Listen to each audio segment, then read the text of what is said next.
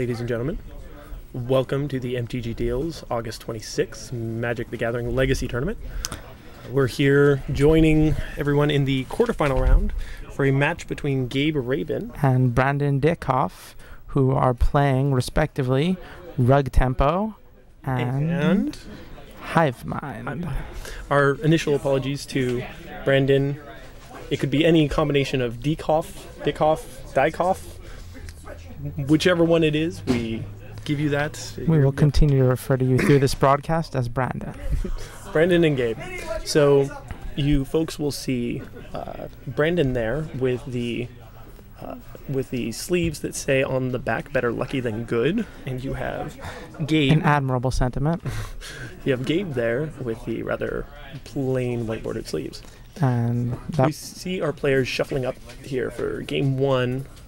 What do you think this matchup's going to end up coming down to, Caleb? I think it's probably going to end up coming down to a Progenitors to the face. Is it Ash from Pokemon? We did not say.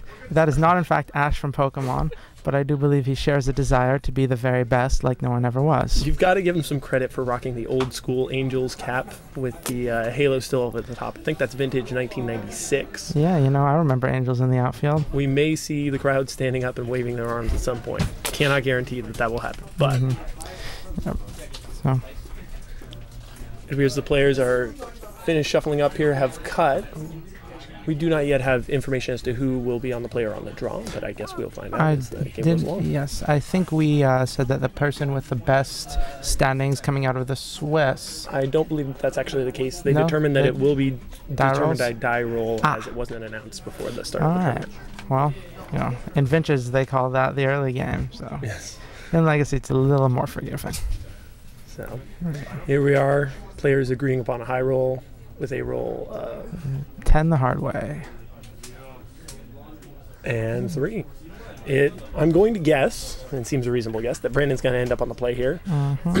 So much of this matchup is about gaining the mana advantage because so many of the counters, Spell Pierce, Daze, are based upon your opponent's mana. And in Legacy, opening hand section is very important. It does not look like that is a keepable hand for Mr. Rabin, but he will be on the draw, so we'll probably ship that back without any colored mana.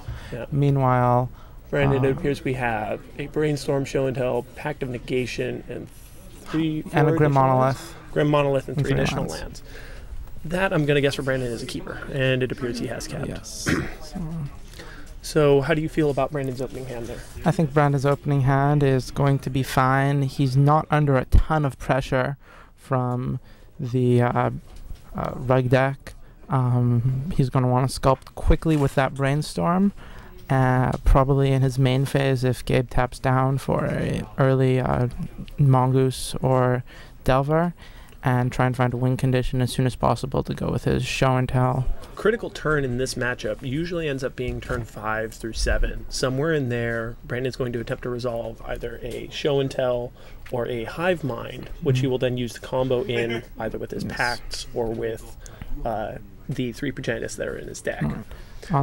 Yeah, I think you can expect to see Brandon bank some mana early on to pay for all the taxing counter spells Gabe has with a Grim Monolith. Definitely.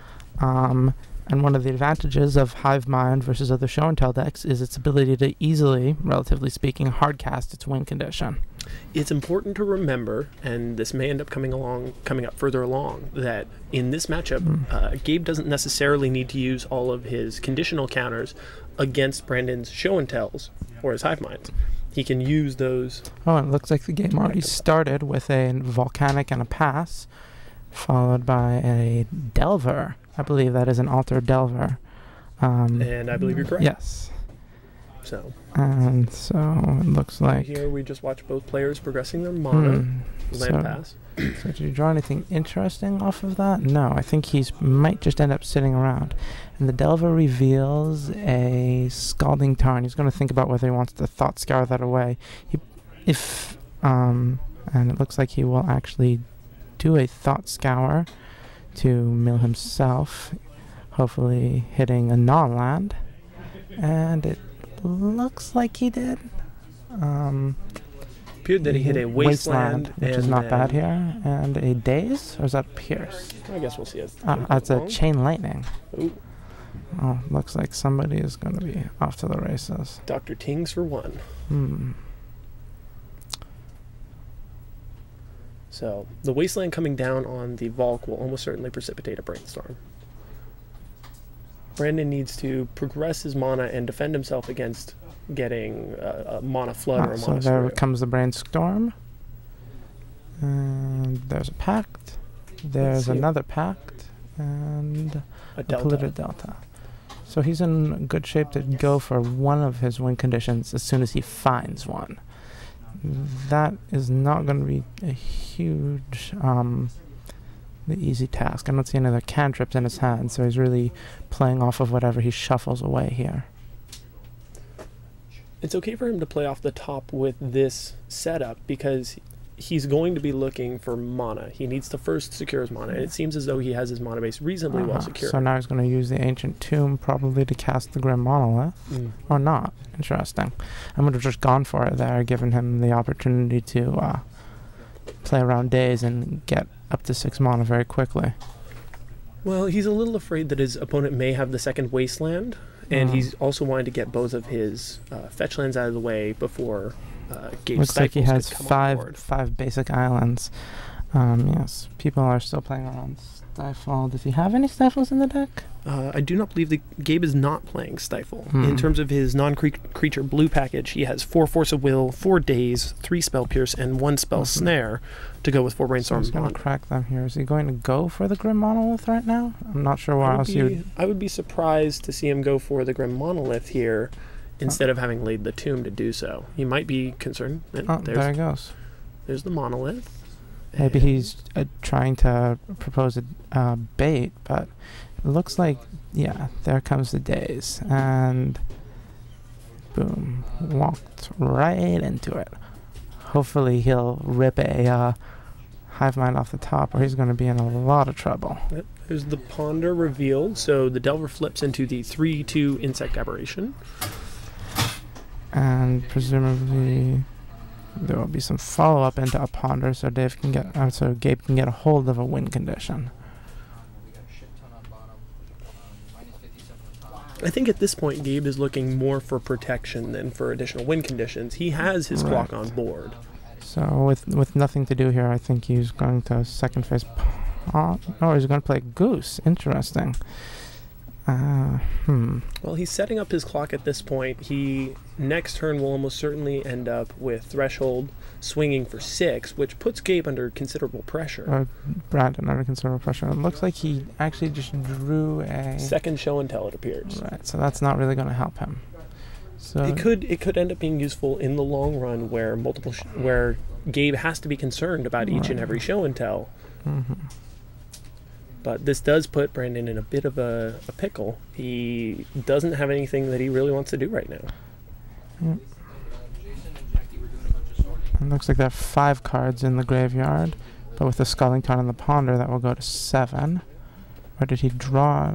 He drew another Ponder. It's very good for him right here. Ponder will resolve. Ooh, and there's a Force and a Pierce and a Library. That's a pretty gassy top 3. Yes. Does he have a second land to go with his? He has a Scalding Tarn right in his hand.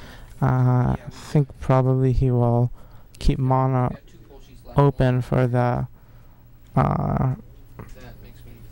Definitely agree. Yeah. At this point, you draw the Force, you leave the Ponder, or you leave the Spell Pierce on top, and you attempt to draw it next turn. Now, do you think that the extra 2 damage is worth losing the Spell Pierce on top? If he's going to get that extra 2 damage from the Nimble Mongoose, he's going to have to sacrifice his fetch land. I think he probably wants to hold on to the Pierce, especially in this matchup where little known plan is to counter your own fake copies from Hive Mind of whatever packs they might be running out. At this point, I don't think that Spell Pierce will be used for that purpose, though, as it would give Brandon an additional Spell Pierce copy on top, and Gabe wouldn't have money to pay for his own. I think he will probably be fighting for whatever show and tell comes down, especially with Gabe's impression that he's choked Brandon off of mana. He missed his last land drop, which was actually him holding an Ancient Tomb in reserve versus the threat of Wasteland. Looks like he does actually crack the fetch. Is he going to go for a race here? Or He's going into ponder? Operation Burnout. He's going to probably fling a Chain Lightning to the dome right now, because otherwise that Chain Lightning is simply sitting in hand, and then hope to sit on his Force of Will and his threats on board as a win condition. Right, so he's going to be taking 9 this turn, which means that Brandon is really going to have to top deck a Hive Mind here to win the game. Otherwise, he will probably lose. So as of current, we have Gabe at 19 and Brandon at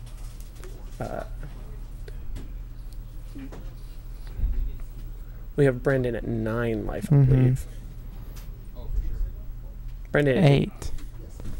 So with Gabe having essentially lethal on board, using his bolts in the next 2 turns. So he did. Oh. And there's the scoop. Yep, he waited to the end of turn bolt, and Brandon did not draw anything relevant. No. So that's sometimes what happens with rug tempo.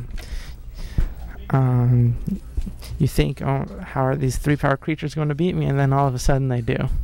So we see here from Brandon's sideboard, he's sitting on 4 of each Leyline of the Leyline of Sanctity and Leyline of the Void. Neither of which is particularly useful. You can't afford to aggressively mulligan to shut down a few graveyard-dependent creatures. Right.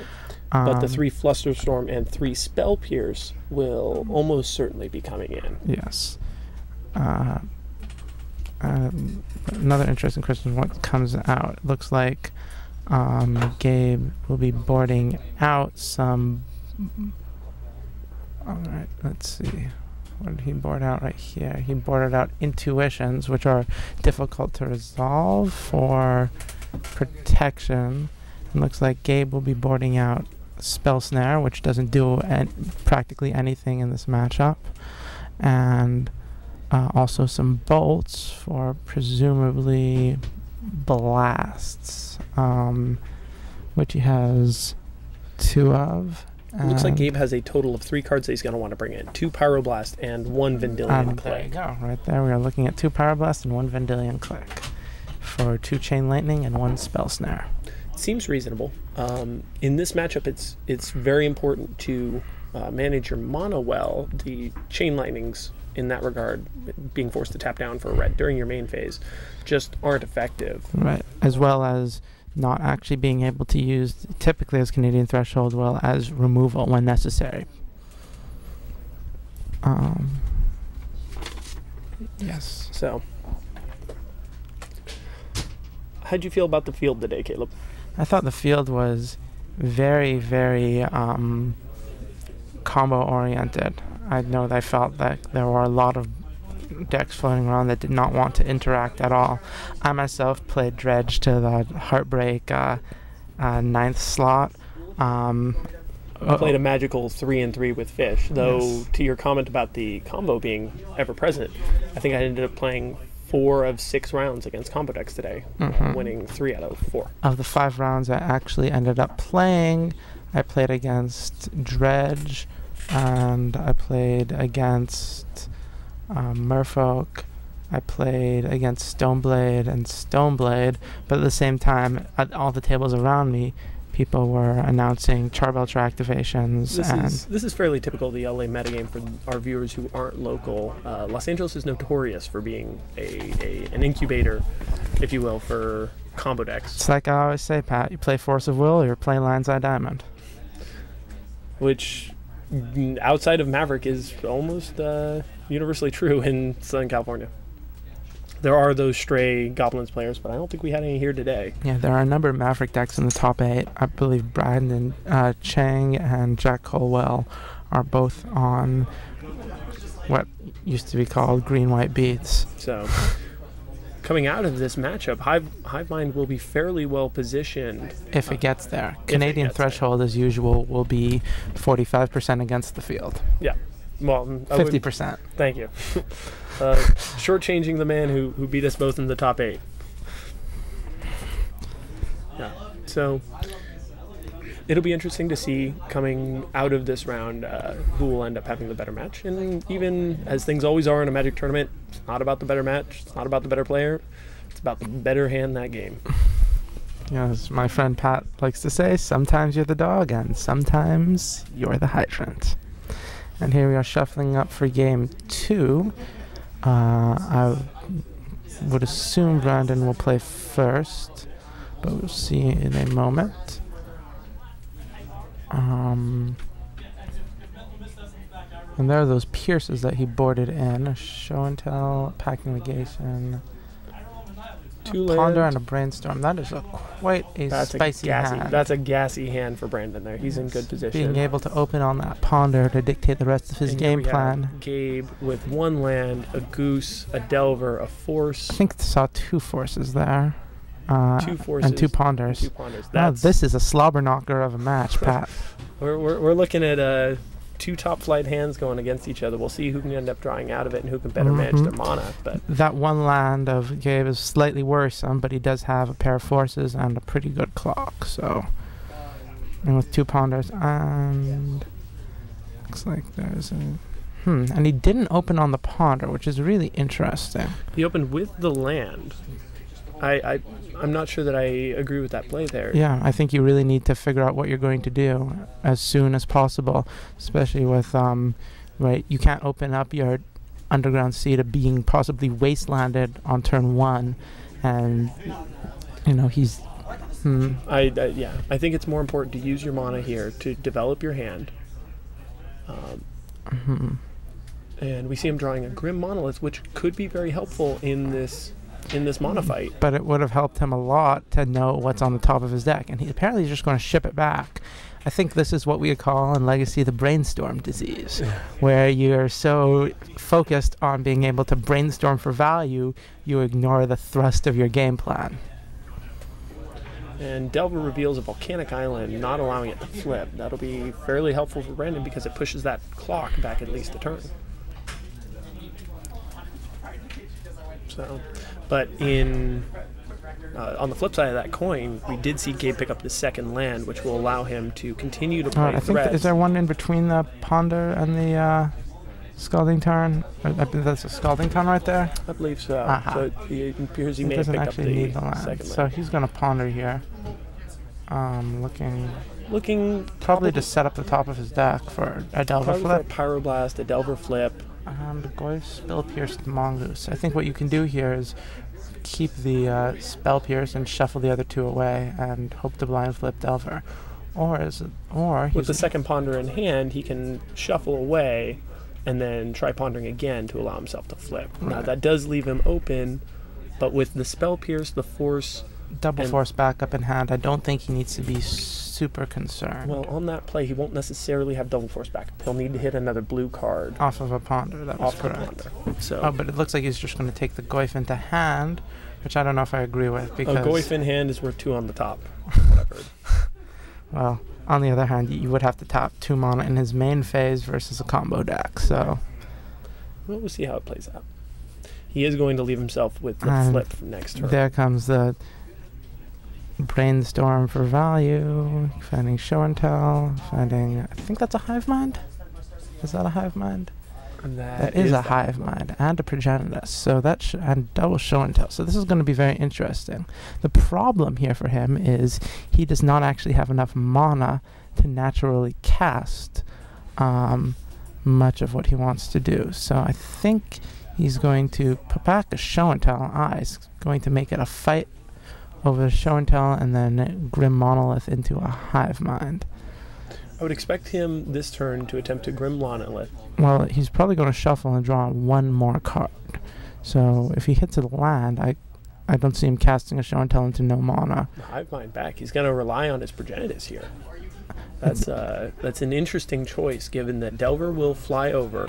He is at considerable life total at this point. The other issue here for him is that, right, you can use Pact Navigation to effectively protect the Hive Mind combo, but you can't use it well to protect Progenitus in this particular matchup because you simply don't have the mana. That's true. So he might actually just end up going for a Grim Monolith here to play off against taxing counterspells. But here he has shuffled away that Hive Mind. So with that being the case, he can no longer rely on the show and tell Hive Mind plan. He's stuck. trying to show and tell that Progenitus in. And there's a City of Traders, so that's going to help him a lot. Definitely helps him.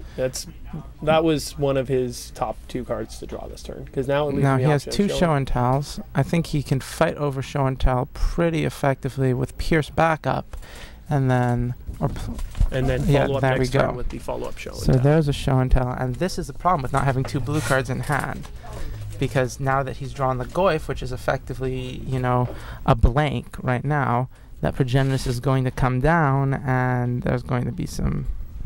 It appears that Brandon will likely end up winning this game. We'll wait and see. Without another blue card, this is going to be a paddling. Although that Goyf is not exactly nothing. It's not exactly nothing, but there's a Progenitus on board. If we could see the life totals, it looks like it's 18 all. So we are going to see Progenitus probably winning this race. Delver is going to flip and flop for 3, 15. Beautiful Hydra monster there. 10 points of Pounding Fury. And there's the Pierce that should have been in the hand of Mr. Rabin. You can see how frustrated he is at flipping, knowing that he could have had that Spell Pierce as the second pitch card. Little does he know that the show and tell would have followed up next turn anyway. I don't know if the race would still play out the same, but it appears that... There's going to be a Ponder here in... At this point, what's he looking for? He's looking for burn, yes? Yes, he's boarded out a bit of his burn. Tarmogoyf, let's take a look at the graveyards here, is a... Land instant sorcery. Yeah, so it's only a 3/4, so it looks like this race is not very much in the favor, especially considering that there will be a Grim Monolith coming down to allow for the payment of a Pact of Negation. See, there's the City of Traders into Monolith, and then Progenitus has served for 10, so Pact it can get a burn spell, and it looks like it is going to be GG for Mr. Rabin in just a moment. Here he comes down on his final turn. He does have the Force backup. If he can find a burn spell with his 1/1, 3/3, 3/6/7 total damage, still not going to be enough. Yeah. So Gabe is trying to figure out what he can do in the situation, and what he can do is build a time machine and go back and draw the Spell Pierce.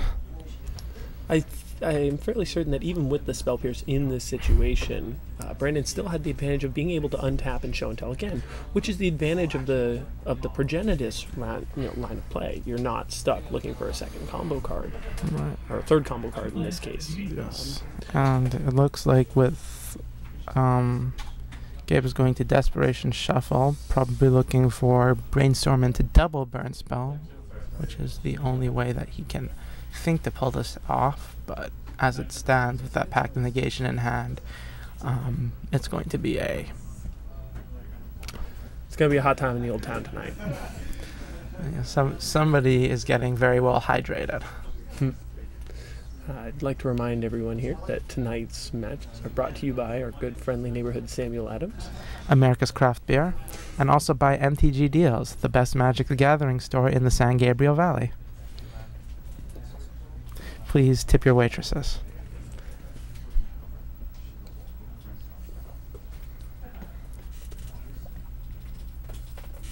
So the untap, here comes the peak, and he's going to fairly soon find out. And there's a land, so... That's a brick. And he's counting them, doing the math, realizing... Does not actually add up to 15. And there's the scoop. So we go to game 3. Let's see. If he had put the Tarmogoyf on the top of the deck, he would have been able to cast Goyf that turn anyway, and have another turn of swinging with, And it looks like he's thinking about bringing in some other stuff. Brandon is reshuffling. Gabe is going through his board and is not going to bring anything in. And that is an interesting a t-shirt of Gabe's. What do you think that is? Is it Hellboy? Nah, I couldn't tell you. Doesn't appear to be Hellboy. I could check out my Force of Wills altered by Therese Nielsen with the Hellboy.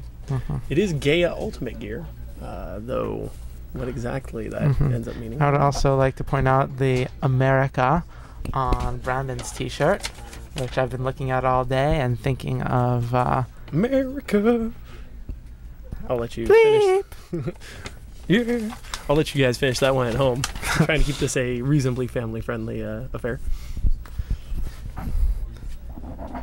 So going into Game 3, you've got Rug Delver on the play. You've got Brandon, which is where Rug Delver always wants to be. Where Rug Delver is happy being. You've got Brandon fighting off his back foot in Game 2. Who do you put the favor in? Where do you think this sits? You know, this really comes down, I think, right, to you know, how good each player's cantrips look, because reasonable hands will be kept, and presumably Brandon will be very happy to see another Progenitus, so I would expect him to pursue that plan more aggressively than Hive Mind. It is a question of whether Gabe will be able to keep him on the back foot long enough for geese and insects to run him over.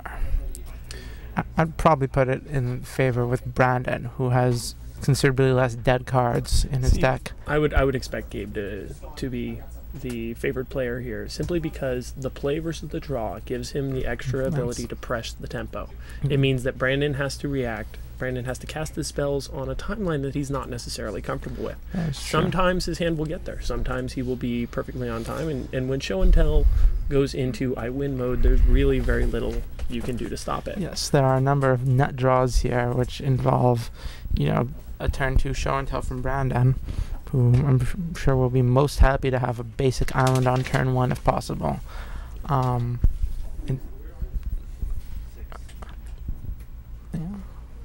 But we see him shuffling up. Eye of the Tiger there, Brandon. Eye of the Tiger. Here's where his sleeves come in, right? Better lucky than good. Better lucky than good. And that one Sylvan Library in Gabe's list is interesting. I've seen it before in, and it looks like it's going to not be very relevant in this matchup, but I could see in more grindy situations how you would be very happy to have that, particularly with all the shuffle effects from, which I'm Canadian Threshold. Let's be honest here. So here we have each player taking their 7. Looks like Gabe will be playing first, and Brandon... Gabe coming out here with a Lightning Bolt, Trop, Delver, I'm sorry, Spell Pierce, Ponder, Brandon has Daze, Hive Mind, Brainstorm, Pact, Monolith, Land, City, and Intuition. Pretty solid 7 for Gabe if he can hit a red land. Yes. That Pyroblast can't sit dead in his hand for too long. And the Bolt actually is pretty much a dead card here. Both players keep. Looks like Brandon, that's one of the things that is rough about City of Traders, is that he can't actually run out the turn 1 Ancient Tune. Let's see. Does he find... Thoughtscour, Daze, and there's the red land. That's a good ponder for him. That's a good ponder. He can take that Daze very happily, and then on the next turn pick up a Scalding Tarn and fetch up a red land, cast a Goose, and... have Pyroblast Daze back up, or Spell Pierce Daze back up. Looks like we're going to have the Vulcan a pass from Brandon. This is a somewhat dangerous play for Brandon, because having only that city as a second land, should he be wastelanded, although we know that Gabe doesn't have the wasteland, should he have been wastelanded in this situation, and we have an end of turn or response Brainstorm, presumably attempt to bait a counterspell. You'll notice that the full Hive Mind and there it complement. He did in fact get the Daze out of his hand. And it looks like next turn we're going to be able to have a Grim Monolith come down when there's a Slaughter Pact. And you know what they always say, you can't spell slaughter without laughter. So will there be a Spell Pierce here?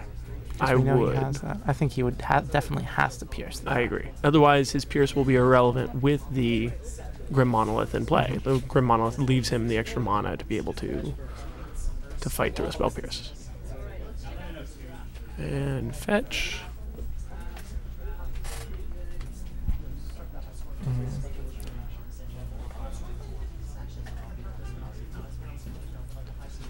So It's a fairly gassy hand here. Pact Intuition Brainstorm. I'm sorry, Pact of Negation Intuition Brainstorm. Hive Mind and Slaughter Pact, which means that Slaughter Pact is at the moment dead because Nimble Mongoose has Shroud. There'll be a Brainstorm in response to a Spell Pierce.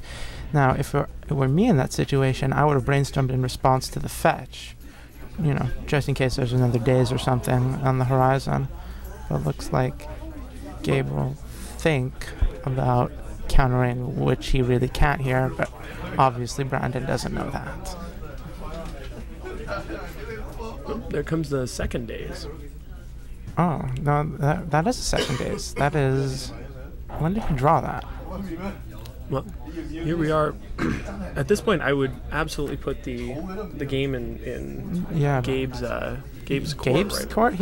I think that he has with the wasteland off the top. Oh. He's about to put the Brandon wasteland in. is going to be is a world of pain. The plus.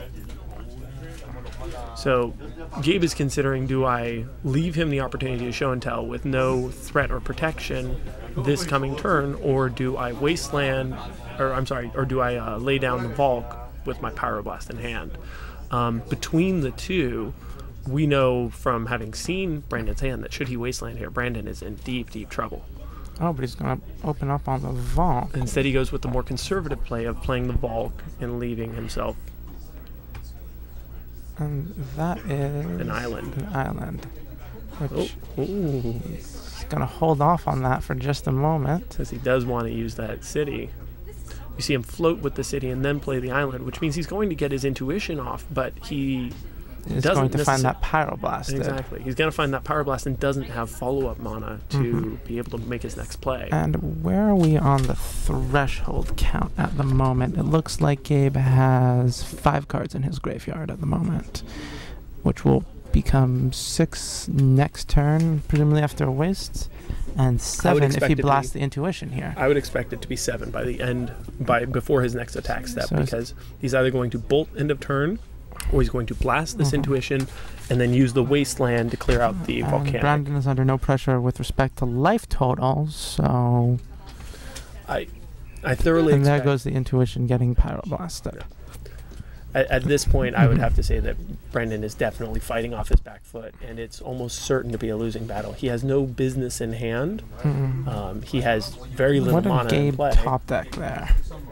And Drew it very quickly and wasted excitedly, and there's another bolt, which means that the clock is actually twice as fast as Brandon thinks. Brandon through another Pact of Negation. He's in deep. Yes. He is in the thick weeds. Yeah, he is going to need to draw very well here. He basically has to draw land and then show and tell. And he drew a land. He drew a ponder. Which should hopefully give him the chance to pull back out of this. What is he getting at the ponder? He sees... Oh, we don't know what he sees. And this is one of the major concerns with Hive Mind. Progenitor, show and tell, and nothing. He's He going to have to can't keep shuffle that. that away. He needs a land. Desperately needs a land. This is one of the real concerns when you end up running the Hive Mind version of show and tell, is that you have potentially dead cards sitting in your hand. Pacts make it a 3-card combo instead of simply the show and tell plus the progenitor, so the show and tell plus the Evercool or the Gristlebrand. It puts him in a tough spot because he has drawn what are essentially dead cards for several turns and now has to make up for that fact and most likely won't be able to. I mean, his life total here is 10 and there are 2 bolts in hand. Yeah, he's 1 point away from death. So, yeah. 1 point away from death. And it looks like he just drew an underground sea. He did get a land. Which he's going to have to run out here, but in any case, he is boned. That's the official French word for it. Les bondes. At this point, I don't believe there's actually even anything that Gabe can draw to attempt to win. Oh, and there's a Vendilion click to I'm sorry, that Brandon can draw to attempt to win the game. At this point, he's going to be put to 1 by Gabe, and he's staring at the thick of it. It's just not going to end up working out for him. And that's why he should have left his City of Traders in That's play. why you always leave a note. Yeah. So now we're going to see the beat for 3. I think maybe he should have intuition just off of the 2 lands there, because there already have been 2 spell pierces and a 2 dazes played. Yeah. And if he had had that, then he would have been able to at least attempt an intuition, or at least, you know, show and tell off the top of his deck immediately. With the Vendilion Click and the extra land, He's going to run out the land, run out the click in the draw step, and end all of Brandon's hopes. Yep. This game is effectively over. Brandon almost certainly has to sense it.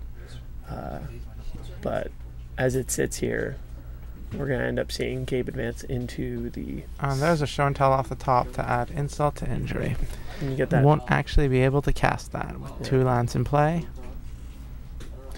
It's one of those situations where Rug Delver seems to always find a way. That in retrospect you say to yourself, I shouldn't have played around the days, or I should have played around this, but you simply have no correct play when you don't have complete knowledge. To quote Jeff Goldblum, life finds a way. You can see Caleb has gone a little crazy on the Jeff Goldblum as of recent.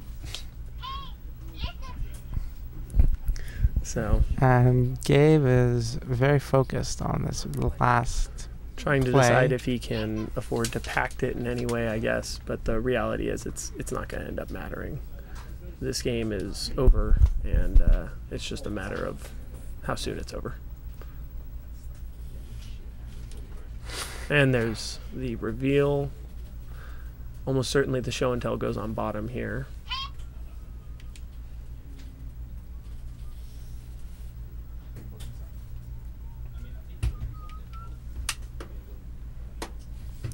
Yeah, this game is... Yep, and you can keep that because I'm going to beat you to death this turn. I guess Slaughter Pact won't even buy it. Yeah, there we go. And there's the game. So now we see here that Gabe Newell has, or excuse me, that Gabe Rabin has advanced into the semifinals with his Rug Delver. In retrospect, Rug Delver is designed to keep you off balance. It's designed to win against anything in the metagame and seems to do particularly well against combo. I would also like to point out that the Volcanic Island and Underground Sea of Brandon hurt him very much for what appears to be no benefit apart from occasionally paying for a pact. That's definitely the case. He multiple times this matchup had his lands wastelanded. I think that there's not necessarily a huge loss or cost to them under most circumstances, but this was the circumstance where you end up sitting on an island, or what you wanted to be an island, and it turned out to be a dual land.